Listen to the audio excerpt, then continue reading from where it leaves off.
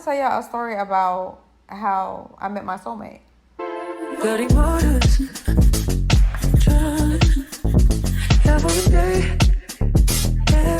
Hey y'all, and welcome back to another Dirty 30 Diary.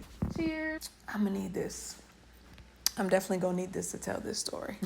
I know right now I'm, about to be 30. How are people meeting people? When you move to a new city, like, how are you meeting people that you don't know? I know people go to the gym. I know people go to events. I do that as well. I know a lot of people are like, oh yeah, just get out. I do get out. I get out all the time. But I go out to different places so much that other people ask me, oh, like, where's this? Or where you going? Or, where was this at?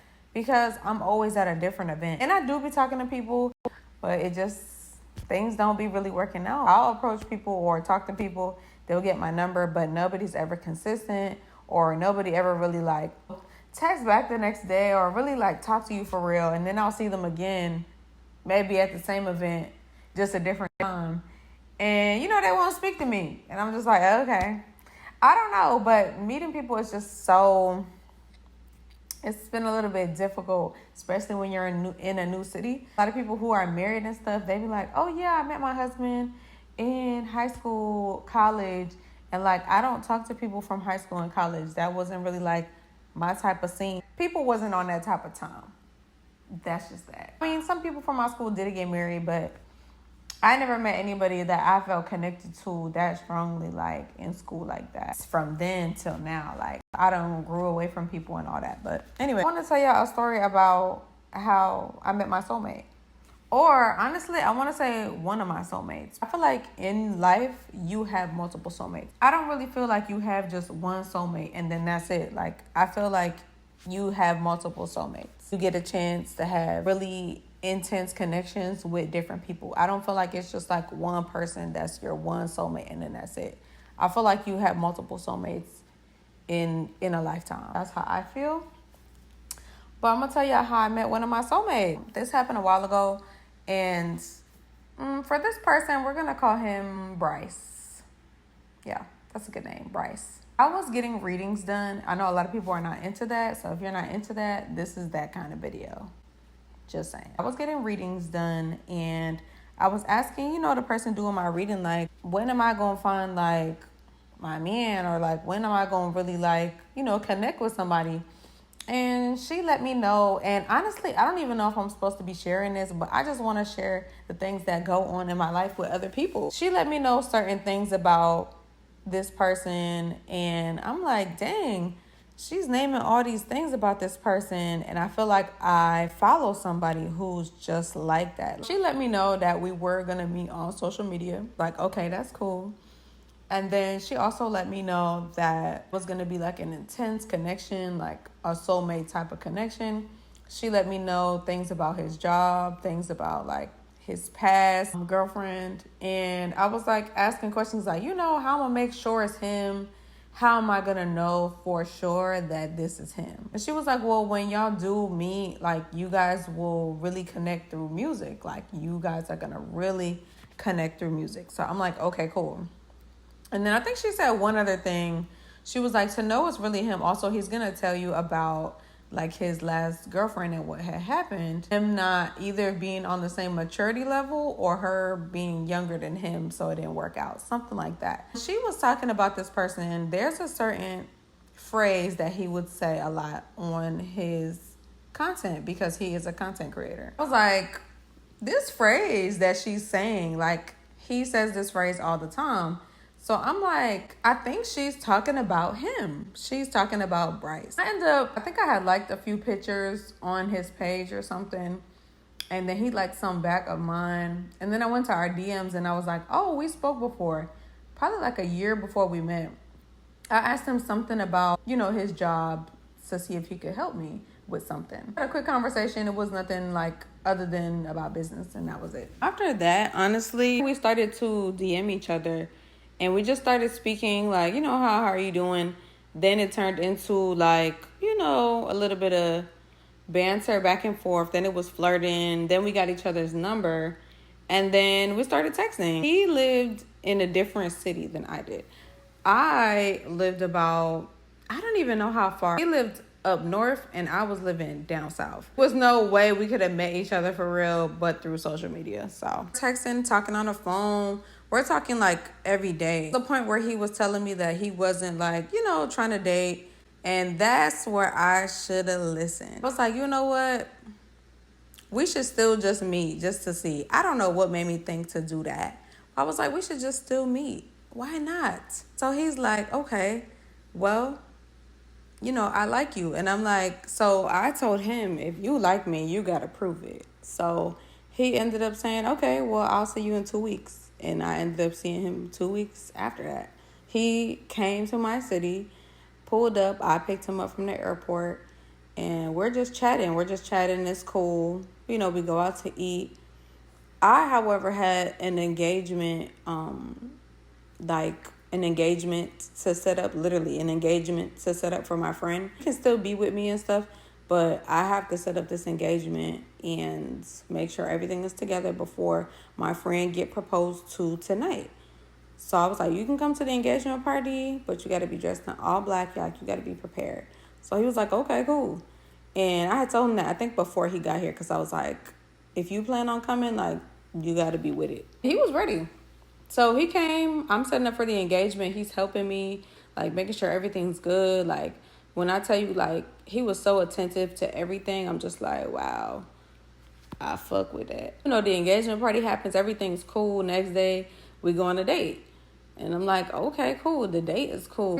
Everything just cool. Like, even the night before, we had went out with my friends, and they was like, I fuck with him. Like, usually I don't be liking people, but I really was liking him. And my family had met him too and was like, we really fuck with him. I'm like, okay, cool. Like, everybody's cool. Like, everything is going smooth. He's like, that night when we went out with my friends, he was like, you can have whatever you want. And I'm just thinking, sir, don't tell me that, because I want you. I likes you. So after that, the next day we went on a date. It was beautiful. Like, it was such a beautiful day. Like, everything just went so beautifully. Like, the food was good. Conversation was good. Everything. Then I took him to another spot I think you would like, and he really did like it. We ended up having a really, like, deep conversation when we went to this little rooftop. He was explaining to me, like, I don't even know how we met. Like, this seems crazy. Like, it feels like I know you.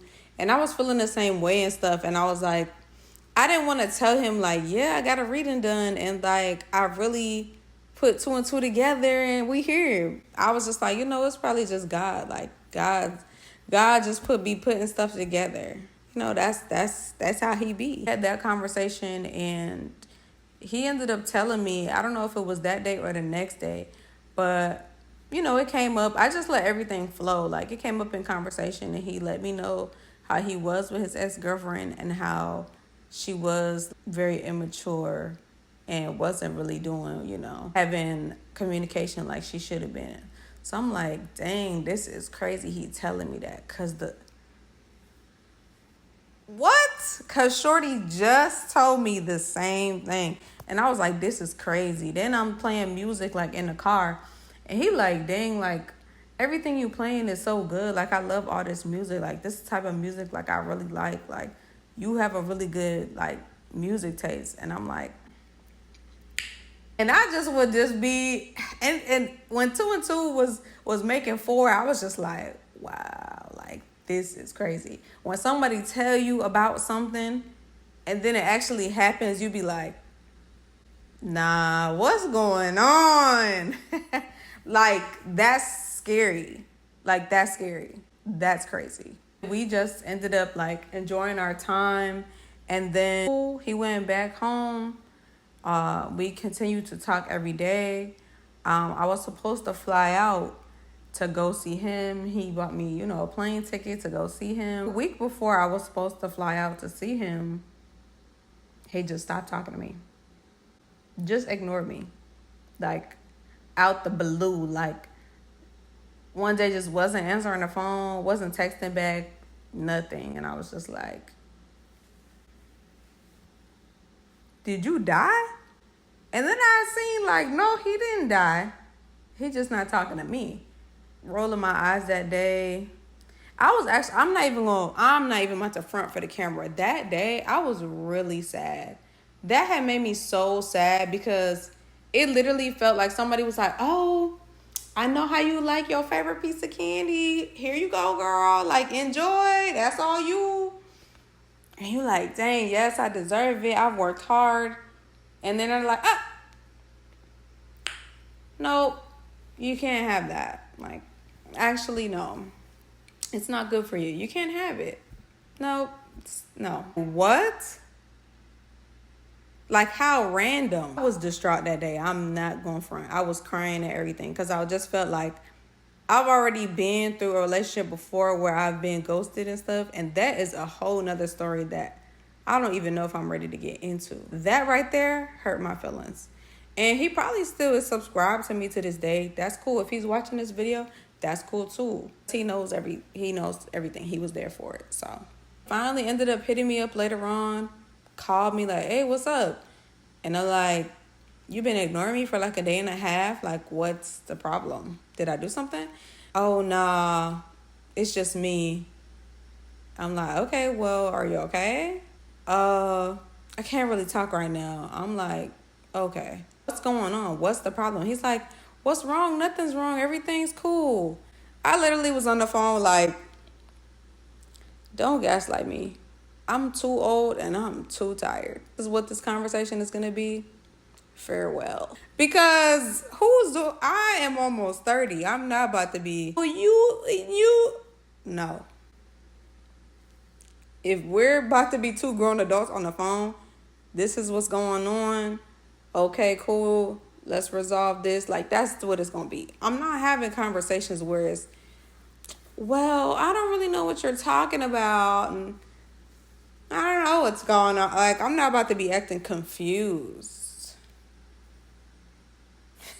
For what? So we ended up talking, I think the next day after, and had like an actual talk. And he was just telling me like he was scared. Like, he's not ready for a commitment.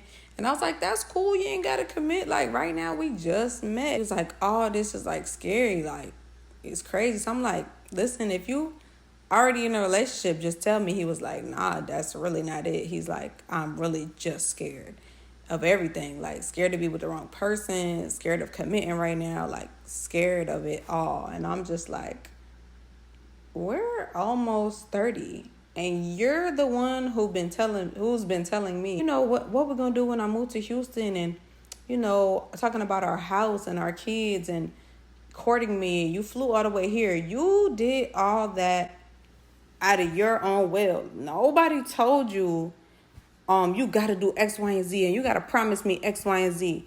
All those things you did and said was all things you wanted to say and do.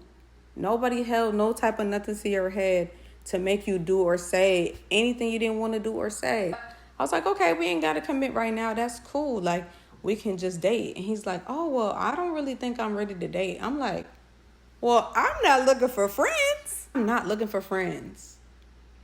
Either we go together real bad or that's it. He's like, dang, we can't stay friends. And I'm like, why would I be friends with somebody I like?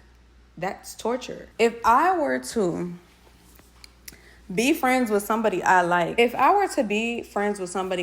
and just torture myself, that's bad for business, baby. Like, I'm going to be just friends with them, like hang out with them, like all casual, but secretly behind closed doors, I'm like, oh, I like him so bad. Like, oh, one day he going to be mine. Like, what if one day he doesn't? Or like one day he just talks to me and starts talking about other girls? Or like I get jealous over something he's doing, but we're supposed to be friends.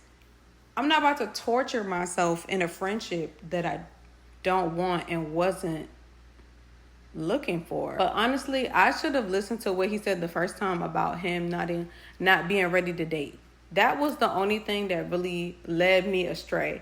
Everything else he did was actions, and I was one of them people that's like, oh, I don't go off just people telling me things. I got to see some action. He was showing me action. So that's why I was really confused. Not gonna lie. All this action, not just talk, he was putting in that work. And I'm like, okay, I like what I see. Yeah. after that conversation, I told him we couldn't be friends because it just would be torture to me. We never spoke again. We probably spoke like one time. I think I reached out after like months. I think it was like 4 months, maybe 5 months. And I don't know what made me tell him this story, but like, yeah, I was talking to him just regular. And then I was like, remember, I remember I was telling him, I was like, remember, I kept telling him like, oh, it's just God. It's just God. He's like, nah, something else. I reached back out to him after we never spoke again. I ended up just telling him like, yeah, like this is what happened. Like I got a reading done and stuff. And like, yeah, I just think that's crazy. And he was like, that makes sense. He was like, you're not even crazy for that, but that all makes sense. And then after that, we really never spoke again. And yeah, that's all that happened. I've told this story to like other people and they're just like, oh my goodness, like, why y'all don't talk? Like, it seemed like so good. Even my friends that met him, my family that met him, they're like, y'all look like this. Like, y'all, like, it just seemed like a perfect connection. I'm just like, what can you do? I can't force nobody to do nothing they don't want to do. Force no man to be with me. That's something I'm not going to do. Yeah, that's what happened, y'all. That was a crazy dating story. Yeah, y'all. Stay tuned for more episodes. This is episode 2 of my Dirty 30 Diaries. I don't know what I'm going to talk about next, but I have been meaning to tell the story I just told. Wow. I had to get this off my chest. If you enjoyed and if you've had a similar experience, I know I'm not the only one. Cheers again, y'all.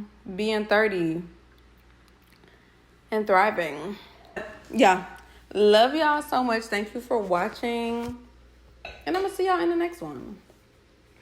Bye.